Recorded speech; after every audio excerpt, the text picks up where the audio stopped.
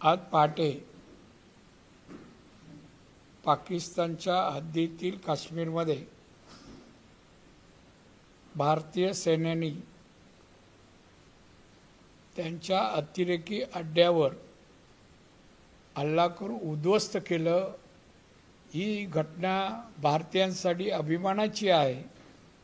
याचं नेतृत्व माननीय नरेंद्र मोदी भारताच्या पंतप्रधानांनी केलं आहे आणि म्हणून त्यांचं अभिनंदन।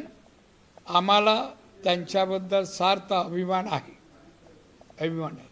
आता तर जिल्ह्यात देखील अशाच पद्धतीचा आनंदोत्सव एक प्रकारे साजरा केला जातोय, कारण हल्ला झाल्यानंतर पुण्यामध्ये देखील फटाक्यांची आतिषबाजी करण्यात हो, चांगली गोष्ट आहे ना। अशा प्रसंगी सर्व भारतीय एक आहेत याचं दर्शन घडत आहे। जात पात धर्म पक्षभेद नाही हे दिसून येते। ही भारतासाठी चांगली गोष्ट आहे।